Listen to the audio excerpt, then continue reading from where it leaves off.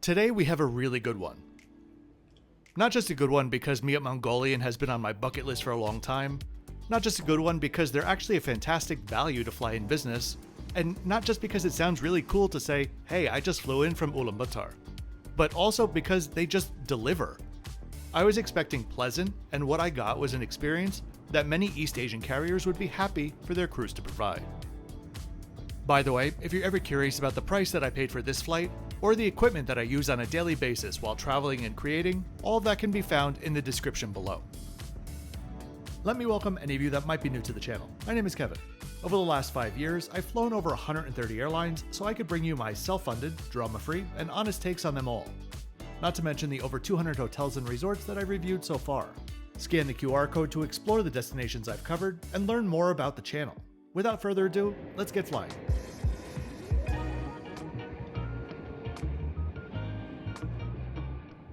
Not sure if you can tell, but I was a fan of the view from my hotel last night. Right now, I'm heading to Frankfurt am Main International Airport, but not the mega Lufthansa hub terminal. I'm going to Terminal 2, which at the moment is simply the other one. Frankfurt is the world's second most connected airport, serving anywhere between 260 and 300 destinations depending on the time of the year, coming in behind Istanbul, which hovers around 320 destinations. That fact honestly makes me surprised that I don't pass through Frankfurt more often. To handle all of those flights and destinations, the airport has a Terminal 3 nearing completion, which is due to open in the spring of this year. Today I'm flying the state-owned carrier of Mongolia, MIAT Mongolian. MIAT is the abbreviation for the translation of Mongolian Civil Air Transport.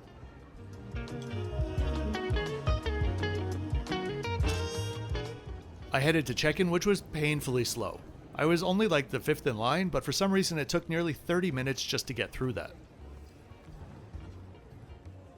After training their crews on the ins and outs of the Antonov AN-2s in Irkutsk in 1955, MIAT began operations the following year between Irkutsk and Ulaanbaatar. Within 2 years, they had a fleet of 14 Antonovs and 7 IL-14s. I desperately wish that I could find a domestic route map from MIAT Mongolian in the 1970s, because it sounds like the most epic spiderweb of routes that ever existed. Before I tell you the figure, a quick fact about Mongolia. Mongolia today is the least densely populated country in the world. Their population of 3.5 million people lives in a country with a land area of 601,000 square miles, or 1.56 million square kilometers. That's the population of Puerto Rico living in a country the size of Iran. And that's the population today. Back in the 70s, the population was just 1.3 million, or 2 people per square mile. My ticket gave me access to the Prime Class Lounge. The lounge is compact and clean, with comfortable seating, but nothing really to write home about. In the 70s, MIAT was a state-owned carrier in a communist country, and so as you'd expect, there was a wide distribution of air services.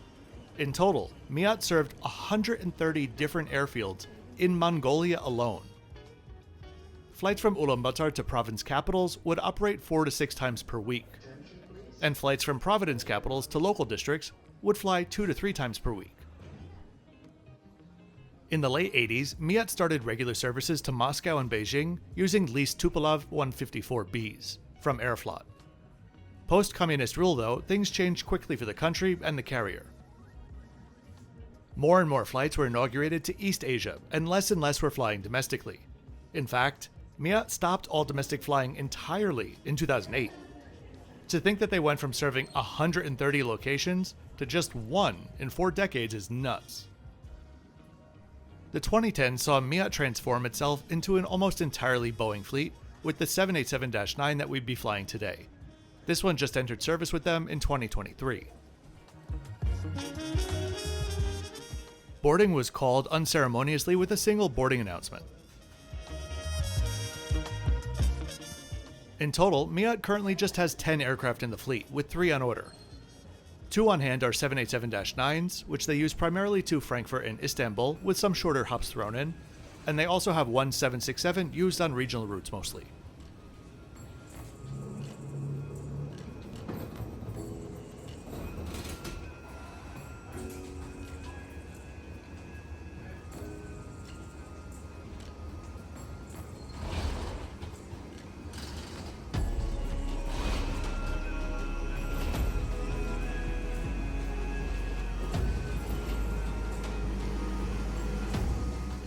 I was warmly greeted as I stepped on board and walked into a very fresh-looking cabin.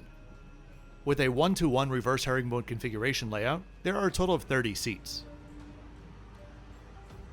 One thing to keep in mind about this is the price of my flight. Mine was a one-way fare from Frankfurt to Seoul. From Frankfurt to Seoul, Beijing, Tokyo, and Hong Kong, it's routinely in the $1,000 range for business class. That is an absolute steal. If they were in one of the 3 major alliances, I would seriously consider them as a carrier to fly regularly. The seats are in great condition and have all of the modern touches that you'd expect.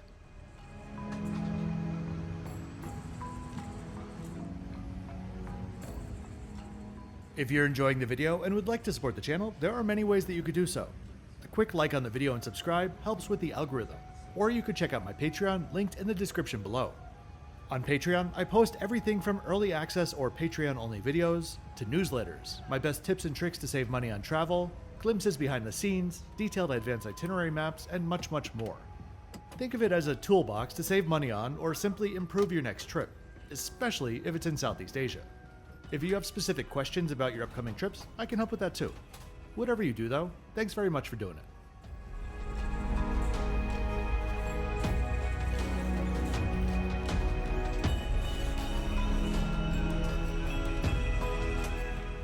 Compared to other reverse herringbone seats, storage is a little bit more limited here with a small open storage space above the console and another small one below it.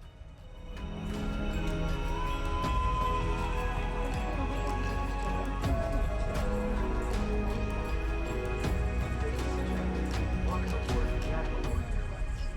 Thank you for flying with us today. For your safety and comfort, Crew passed around juices and water as pre-departure drinks. There were no menus on board, but I did hear them tell other passengers that they don't have sparkling wine or champagne at all on board, for those of you that this matters to.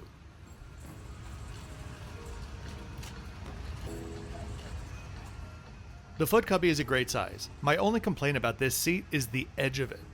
In order to not crush your legs between it and the footrest, it is just very limp, with just a little bit of pressure. This combined with the fact that there's no leg rest, meant that it wasn't the most comfortable of reverse herringbone seats.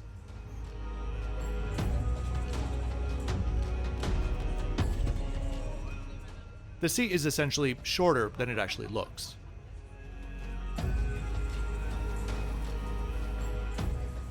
I actually had the exact same seat the following day on Vietnam Airlines, and it was the same anti-crush feature, but it was just much more structured.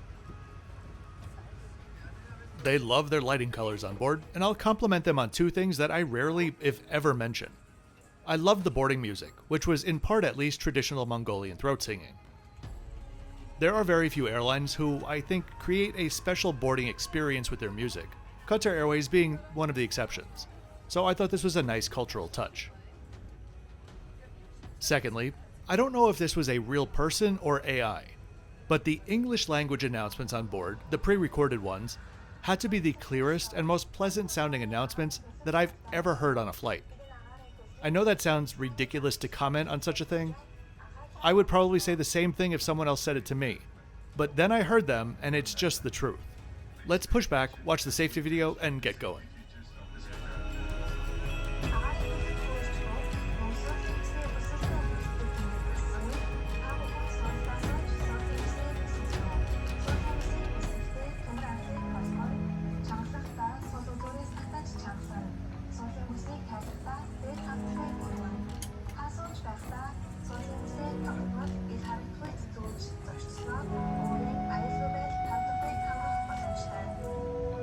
please fasten your seatbelt.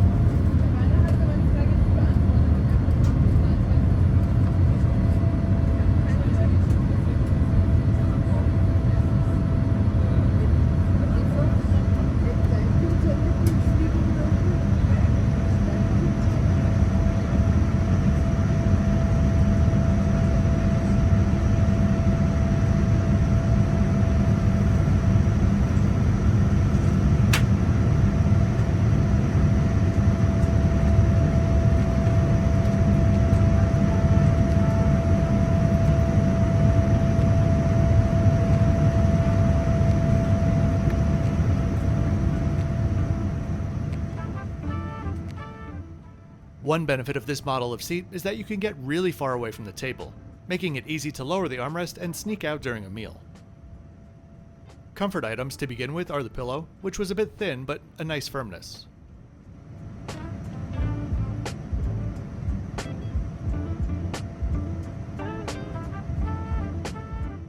The blanket for a long-haul flight left a little bit to be desired.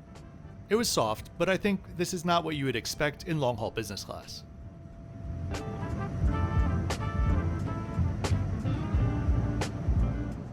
Hot towels were passed around and the first meal service began. All services were from the cart directly, and the crew were absolutely fantastic at everything, including speaking to the wines and the food on offer. Things started out with pine nuts, a glass of wine, and sparkling water. Individual glass bottles of water I thought was a very nice touch, and I appreciate that they were serving pine nuts, a unique Mongolian nod.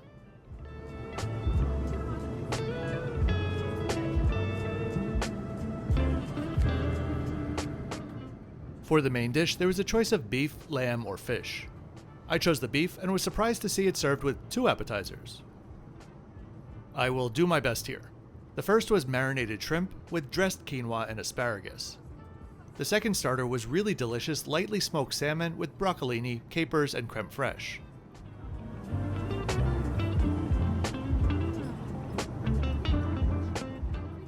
For the main, we had a beef fillet with roasted vegetables and boiled potatoes in a rich demi-glaze. The beef was tender enough, and I enjoyed everything on that tray. The salmon, though, was probably the standout.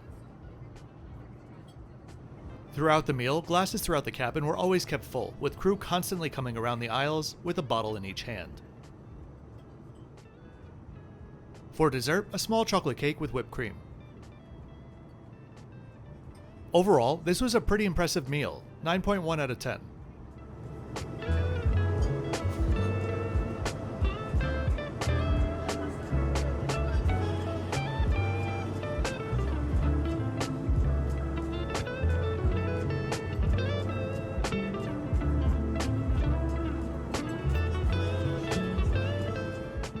I had a look at the entertainment on offer after the meal. It was a bit limited, but somehow still had episodes of Mike and Molly and Mom, 2 shows that I swear have only ever existed on airplanes.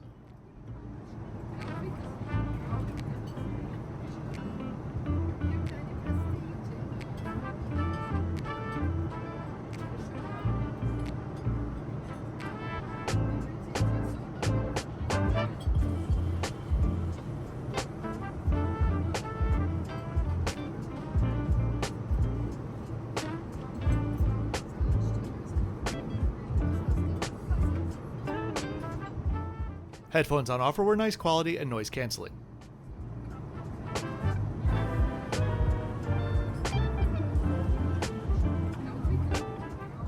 Here's the seat in full flat mode.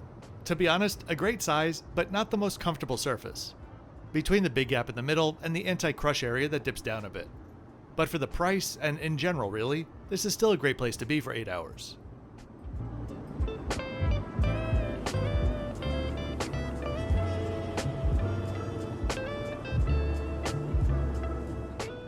That dot out there is the sun. The windows were locked dark for most of the flight. The amenity kit on board is quite a big fancy one. Inside was everything that you would need, including a pair of slippers that I was looking for earlier. Overall, it's a really nice comprehensive kit.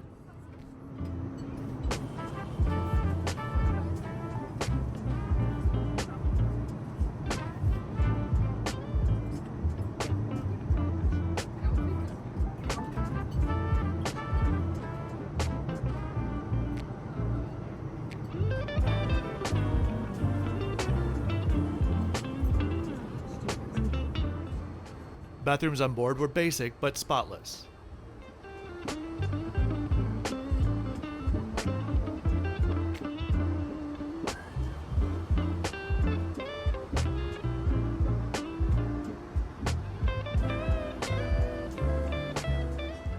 Around an hour and 40 minutes prior to landing, a bit too early considering it was a very simple meal service, the crew passed out hot towels and began with breakfast. On offer was a simple continental spread, which I think was just fine for the flight length, but could have used like a piece of ham or something. A fruit plate, a few pastries, and a yogurt. Orange yogurt, which honestly I didn't even know was a thing, but it was delicious. 7 out of 10.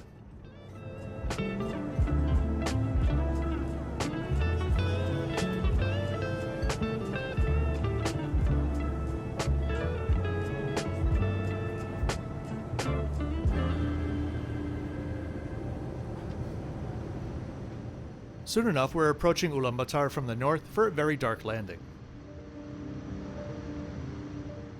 Let me just mention one more time about the crew. It's very easy for smaller state-owned carriers to get a bad rap, mostly because of insufficient crew training. But that was clearly not the case here. I'm not holding my breath because there's only so much air traffic that Mongolia is going to attract, but I can see them scaling the airline up quite a bit and being really successful with their fantastic service. When they agreed to purchase the 787s prior to COVID, they originally meant to use them for services to Shanghai, Saigon, Singapore, and San Francisco. Saigon and Shanghai came to fruition, and I see no reason why they couldn't add service to perhaps SFO, London, Sydney, and Singapore. It would make for a really nice, well-rounded regional carrier, which could also offer some pretty far-reaching services. Overall, I'm going to put them at a 7. I'd be more than happy to fly them again.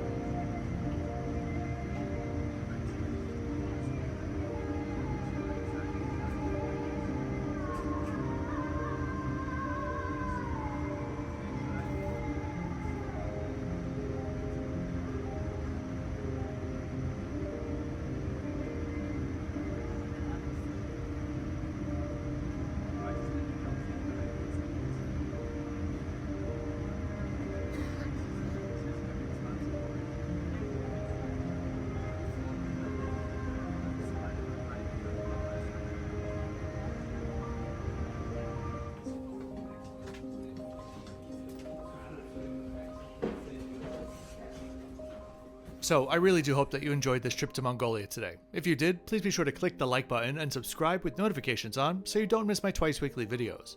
I'll see you next time as I continue this journey to Seoul. As always, thanks for watching until the end.